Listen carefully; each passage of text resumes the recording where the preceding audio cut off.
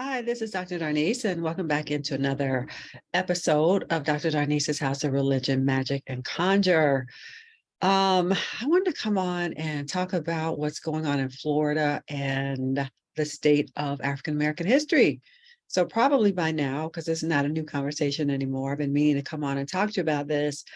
The governor of Florida has decided that it is not necessary or desirable to teach or learn about African American history at the AP college level. So I think we could agree that it's an all-out targeted assault against African American people. That's the position that I'm going to take. Now, it's taken me a while to come on here and talk about it because, well, I live in California where we can talk about these things. I've been so busy teaching the equivalent of AP African American history, African American religion, critical race theory. I've been so busy teaching it that I haven't been able to come on here and actually give a word on my channel about it, but I wanted to make sure that I did because this is ongoing, right? And so I can't imagine how it is that this governor and the people of Florida really think that they're going to just be able to erase African American history. It is the most insidious thing, but we have to know, we have to be aware that this is targeted. This is about America's identity. Certain people who are conservative feel like they want a particular narrative about American history to be sustained. And they can't do that. They can't have their narrative if they have to continually include African American people in a very specific way, right? They really don't want to have to delve into the stuff of American history because African Americans make up American history too. So while DeSantis has agreed, oh yes, I love the idea of talking about certain African American leaders and those who have contributed to our society, I don't find it necessary to talk about divisive things that are unhistorical or that are not factual. It's so interesting to me that people who are conservative and say they're patriots and love their country are so ashamed of their country's history that they'd rather just erase it, right? Conservative people are afraid of their own country's history while they're yet waving the banner about how proud they are of their country.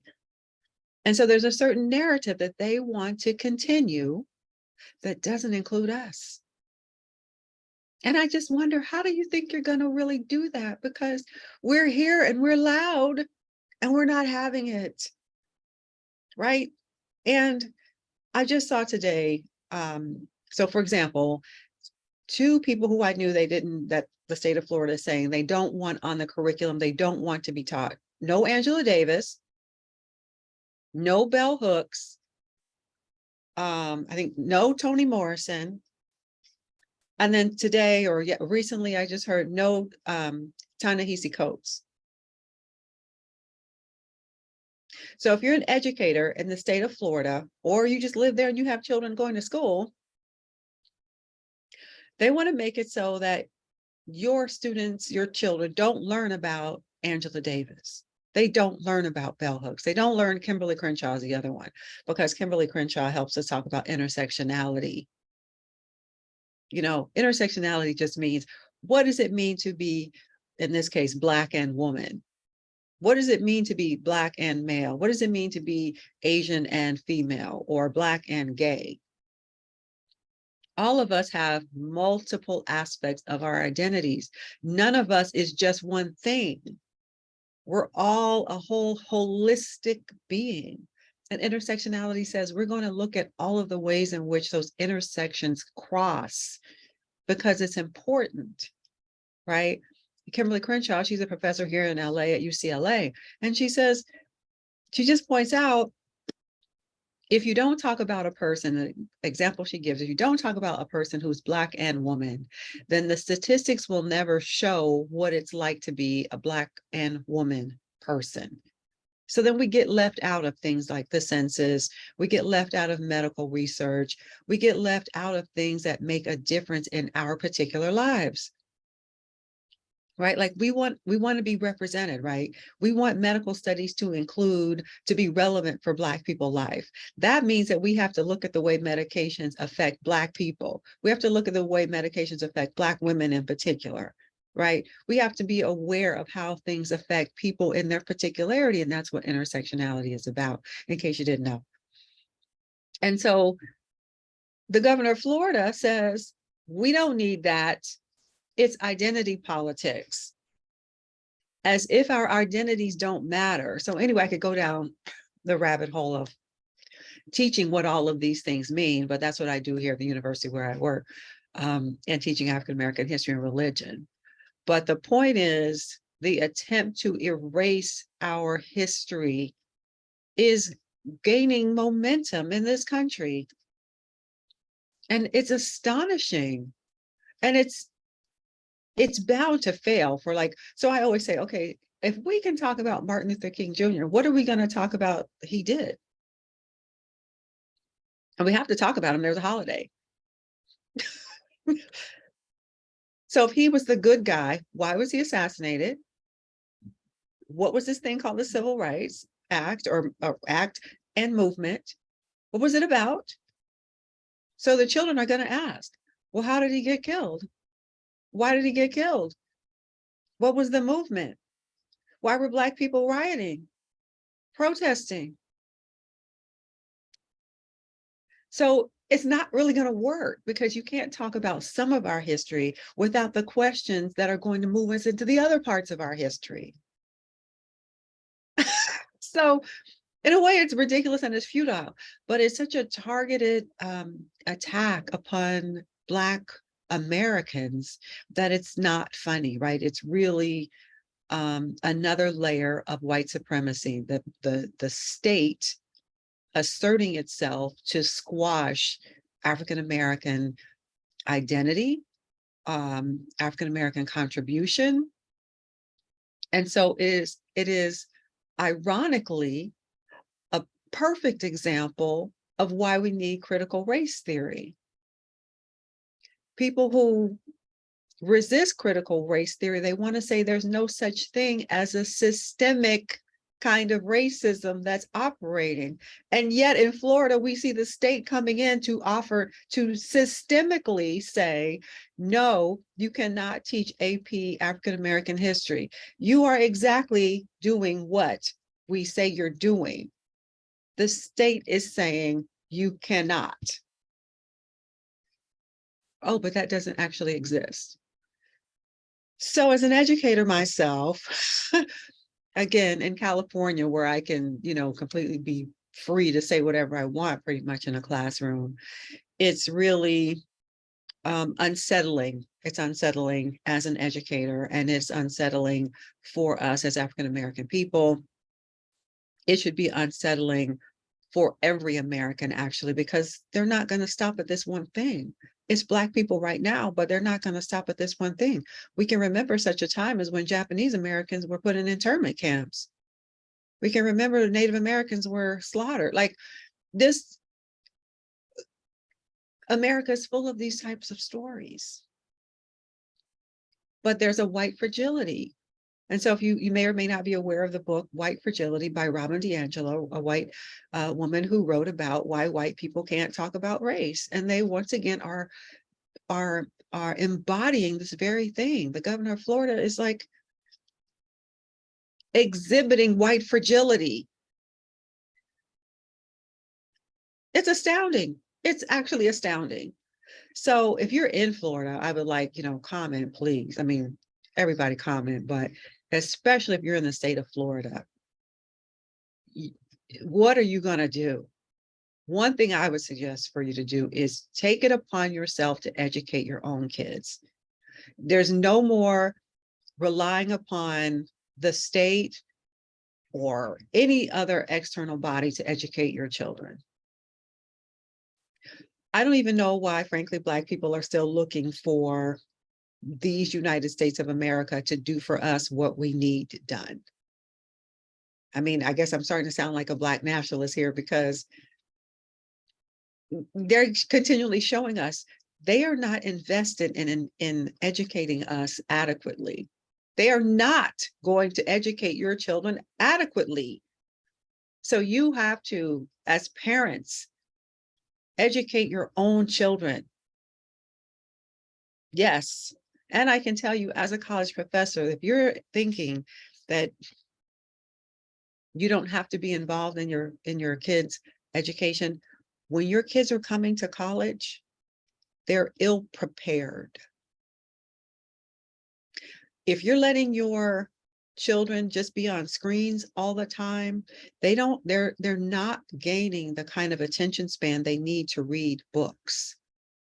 When a society has a population where people do not read, they're not aware of what's going on in their country, that means that the government can do anything it wants, because the population is indeed ignorant. And I'm speaking to you the way I speak to my college students, and I tell them, you better get off that TikTok thing. It's rotting your brain. And then I sound like an old person, right? But really, it's diminishing our attention span overall, which means that we have less of a capacity to actually read and to process and to think critically. That's what's actually happening. So the overall agenda or conspiracy theory that people might be, well, people are always worried about one conspiracy theory or another, but to me, the most, I don't know, harmful one is the one that's right in front of our faces, where people who have the power and money are intentionally dumbing down the population of America and giving us distractions via entertainment to just turn us into ignorant consumers, fat and happy consumers. We're addicted to Amazon and Netflix and Starbucks and Spotify or whatever, and we don't read. Whereas if we were reading, we would know these things have happened before historically, and this is the way they go. It's called fascism. It's called the government, the state taking over your life. But if you haven't read about this, then you don't know, oh, this happened before, and this is what it normally looks like. This is how it starts. They get the population to agree that this is what needs to happen. And then we all participate in our own demise. So what I'm saying to you, to all of us, but particularly parents, it's really necessary that you educate your own kids. The states are not going to do, why would they? Why would America do it? They've shown they won't, and why would they? They have a certain narrative they want to tell about America's identity, and we're not really included in their version. So they're not going to teach that. And you see in Florida, they're trying to outlaw it. I mean, you think about the gravity and magnitude. We're just going to outlaw African American studies in Florida, which means there's residents, there's their children who decide to go to college outside of the state of Florida or to compete globally. They're woefully inadequate. Again, if you live in Florida, your children are going to be ignorant, but they're going to be competing with people who are more than qualified. So think about how that damages your child. Your children are going to go to college wherever they go to college, and they're not going to know stuff. And I, as a professor, I do not have time to go back and redo American history. Oh, when they get to college. No. When they get to college, the ball is moving much faster. The race is much faster now. And so young people don't do as well because they're like, oh, the pace, I have so much to read. I have so much to do. And if they're not good at reading, or they don't know how to read a whole book, and in the context of a few months, they've got several books to read and papers to write, they're in trouble. So I saw somebody post that, oh, okay, well, now the Black church has to step up and educate. No. Most young people don't go to church anyway. The Black church. So this is what I see among Black people. Do not give the responsibility for educating your kids to somebody else. Stop doing that. We're at a critical point. You cannot rely on somebody else to educate your children for you, if you're Black especially. That means getting a personal library at your house, right? And get off the, it doesn't, no ebook. Get a real book. Now I'm preaching like I do in my class. Get a real book in their hands. Make summer projects out of it. Inspire a love of learning and reading. Tell them the stories about Black people, because the government is coming in to say, it's not necessary. Don't worry. You don't have to read that book. No, go outside and do something else. Yeah, be on TikTok. So anyway, this is my response to Florida and their assessment of what's considered good education and what's not. Been a bit of a rant, I guess, because I feel very strongly, obviously I'm an educator and I am an educator on African American history and religion. So of course I'm concerned about these things and I feel passionately about these things, but mostly, because this channel is really about our uplift, I really want us to get that it's up to us. We can't kick the can down the road, can't look to somebody else. We can't say, oh, politicians should be doing, oh, the church should be doing, but then in your house, you have no books. At your house, you don't have conversations about Black history. So this is my nudge to you, parents. Get yourself in gear, get a library going at your house and inspire your kids to want to know. Because when they come to my classroom, they eagerly want to know. And they're kind of mad that nobody has told them. So I'm going to wrap it up there, and let me know if you stuck with me through this whole thing. Put long haul down there. Oh, also I should say, I do have a course. It's an audio course of my classes. Really, kind of being able to listen in to me teach these things. AP African American history, African American religion. So, if you'd like the link so that you can sign up for that course, then put that in the comments as well, and I'll get you that link. Just put long haul and link, or one of the two. All right, so that's it for now. And yeah, I'll see you next time.